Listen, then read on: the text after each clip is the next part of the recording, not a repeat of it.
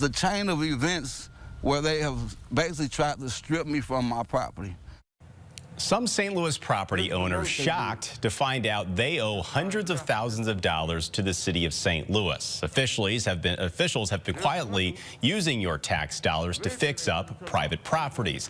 Well, the city says they're preventing potential dangers on vacant and derelict properties. But others claim this program is unconstitutional, and they're questioning who is getting paid for the work. After we started digging, the city has confirmed they are now launching an investigation into that very issue. And First Alert 4's chief investigative reporter, Lauren Traeger, is getting answers tonight. At this old car repair shop in North St. Louis, a drill's the tool you need. Saw the price and I was like, okay, yeah, that's something I could do.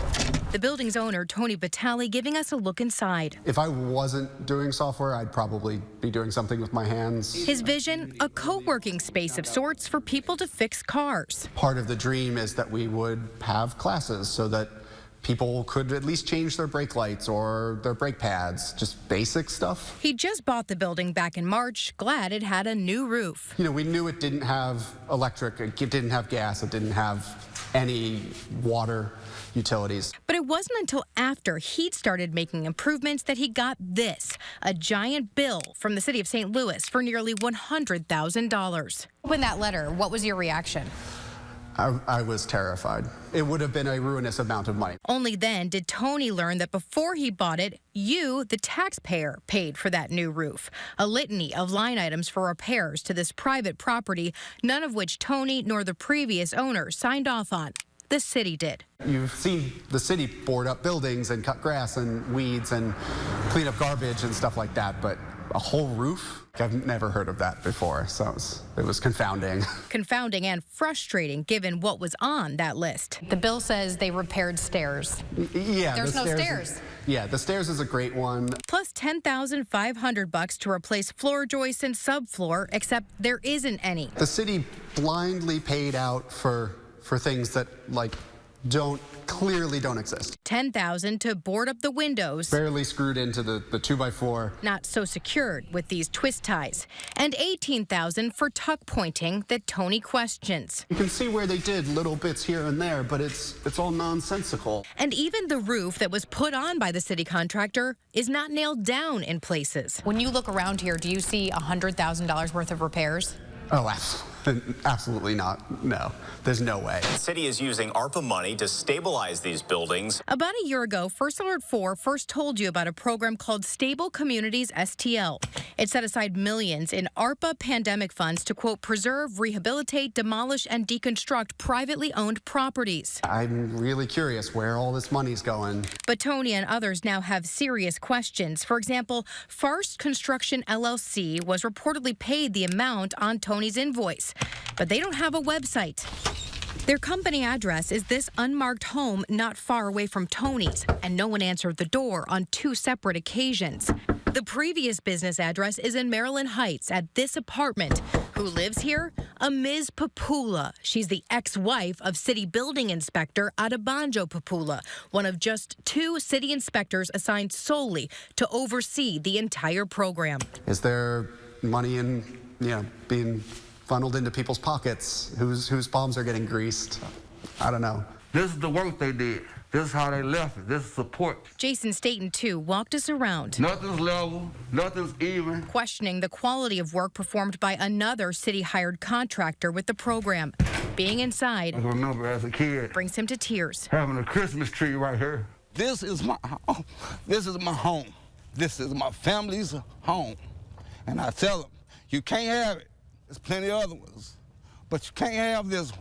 This home has been in Jason's family for 70 years. He moved his family out a decade ago after discovering asbestos, and he's been working on the funds to fix it up ever since. If you ask my daughter, who's 5, what she wants for Christmas, she wants a house. But now the city has slapped him with a $121,000 lien for the work done here, racking up interest and penalties.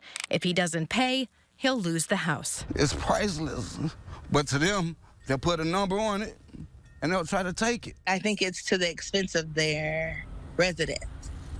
that this is happening. Frustration, too, from Lakeisha Graham. She lives in Texas, but in 2022, she took ownership of this historic building in the 5200 block of Kate's from a family member and had hopes to redevelop the lot after the city told her the building couldn't be rehabbed. They were going to charge us $30,000 to demolish it, but then we found a contractor to demolish it for cheaper, and then we got blocked from demolishing it. They said that we couldn't.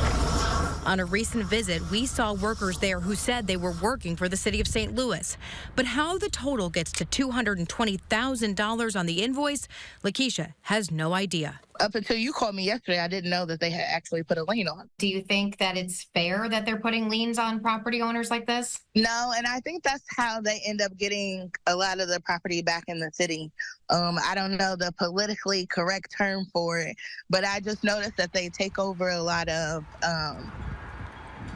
communities when they're trying to rebuild and bring up the value. They do underhanded things to take over individuals' property. Do you think it's potentially unconstitutional? Yes, I do. Robert Durker, a former city judge and attorney in the city's law department, reviewed the liens that we pulled. He calls the program forced rehab. I'm just trying to think if there's anything quite like this where, a private contractor comes and in some cases busts down the door to get in and does this work, and then without you consenting to it, you have to pay for it.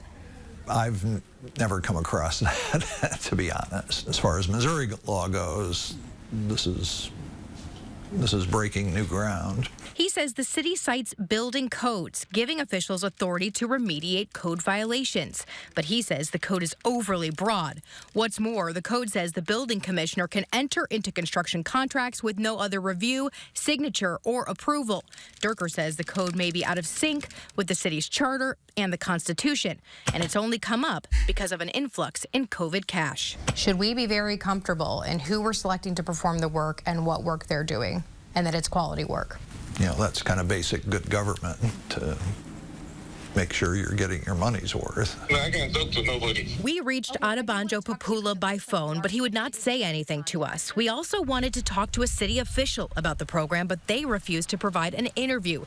Instead, a spokesperson for the mayor sent a statement saying, quote, local and state law authorizes abatement as a legitimate police power to secure the health and safety of citizens.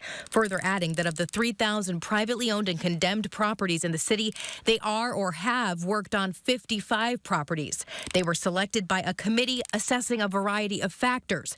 Contractors were selected, the spokesperson says, through a competitive bid process. As for Papula, the spokesperson told us, quote, we just learned of this Wednesday. We take this very seriously, and we immediately opened an investigation. First Alert 4 Investigates pulled all the records of liens placed by the city this year for this program. Many, including Jason's and Lakeisha's, had been condemned by the city. They don't owe taxes, but some property owners on the list do. Most properties on the list are zoned residential. More than half appear to be owned by private individuals, not LLCs or corporations. Some familiar names, though. One property belongs to developer Paul McKee. Another affiliated with Sonny Sagar, a doctor currently under indictment. Also on the list, former Alderman Brandon Bosley, who's also facing federal charges. The city has already put out this money, and there's a good likelihood they may not get it back. The probability is that the lien will never be recouped. Cried as I watched them throw all my stuff out my house. Jason says contractors took valuable items, too.